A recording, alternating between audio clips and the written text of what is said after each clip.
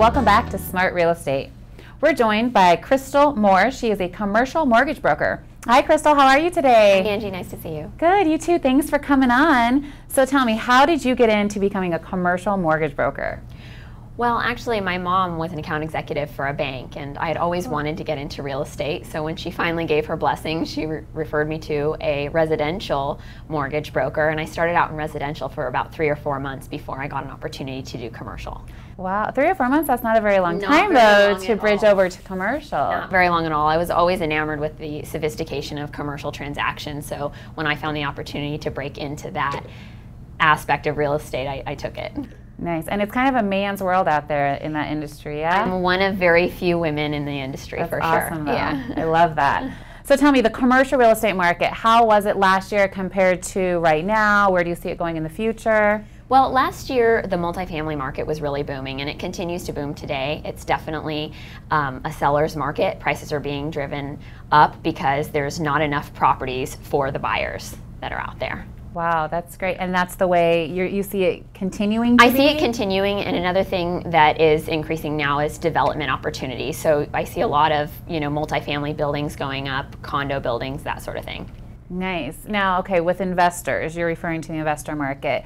Someone that maybe has been investing in residential real estate but interested in becoming an investor on the commercial side, how feasible is that? Is that a smart move? How difficult is it to kind of move to the commercial investor side of things?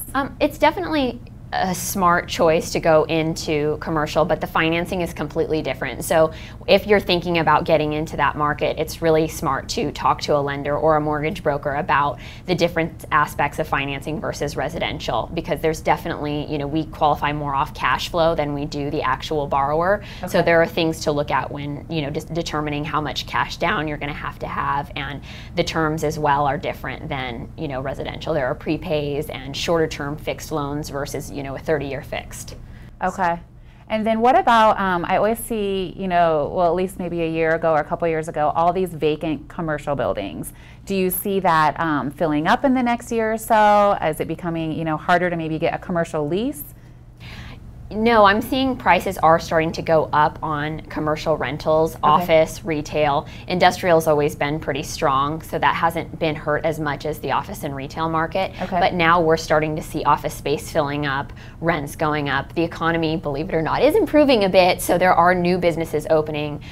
Existing businesses are expanding, so definitely the market is improving, and I see it continuing to improve moving forward. So that's good news for someone that maybe is interested in investing in a commercial property to form residual income? Absolutely, and there may be more opportunity there for appreciation and growth since the multifamily market is so saturated right now. Okay, so supply and demand. So the demand is bigger than the supply right now? There are a lot of people who would like to sell their commercial buildings, but because they've had the vacancy, they may be underwater, or it may not have made financial sense for them to sell. But now that things are improving, it makes sense for them to sell, and it's making sense for people to feel comfortable enough to buy. Oh, okay, so that's good news. Now for the being a mortgage broker, someone that maybe is trying to get a commercial loan, what are, some of your tips or advice or things that you could maybe offer with your expertise as how to get qualified and how to move forward with something like that?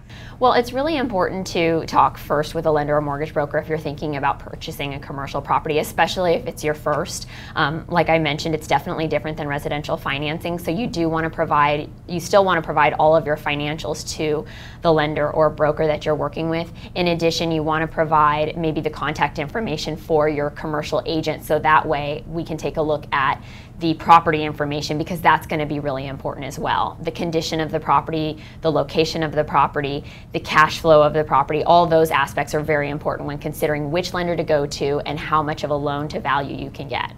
So tell me the difference between maybe what you do and the service you provide compared to one of your competitors.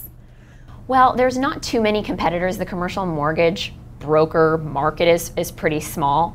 I tend to run into the same people, but the difference maybe between going directly to a bank versus a broker would be the relationship. Okay. If you go directly to a lender, they have a very specific box that you have to fit in, a menu of options, and if you don't fit within that box, then they can't do the deal for you. Okay. As a commercial mortgage broker, I have several relationships with different banks. I know their guidelines, I know who to take them to, so a borrower could really benefit from those relationships.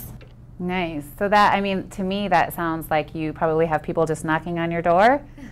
Yeah, the phone rings, so that's good. You know, it's taken about 10 years now, but it rings. That's awesome. So you've been doing this for 10 years? 10 years. Okay, so someone, you know, that is interested in maybe becoming what you are and what you do, what kind of advice would you give? Is this something you would suggest?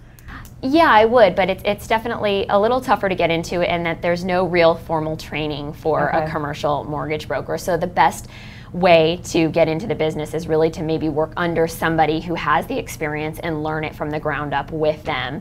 Now, is there such thing, like, you know, with the investors nowadays doing where they go in and they flip the house and then they sell it? Does that happen with the commercial market or not really? It's pretty common. So in determining if you're going to invest, what kind of property you're going to invest in, what your business model is going to be, there are, you know, some people who want to buy just for cash flow, some people who are looking for value add opportunities. The qualifications are different again. Okay. So it's something that you want to discuss directly with your broker or lender. Wow, okay, I didn't realize that. Well, thanks so much, Krystle, for coming on. Now give me one more piece of advice that you would offer to someone maybe interested in getting in, let's say, the commercial investment market.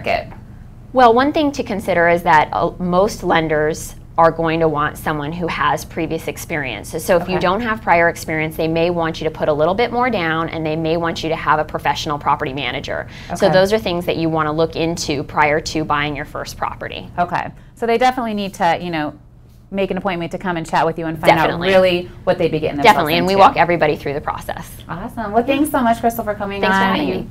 The information was great. So coming on up next, we're going to be talking with Mike Litton. He's a realtor and broker with Keller Williams Escondido. And we're going to talk about where he sees the REO market going these days.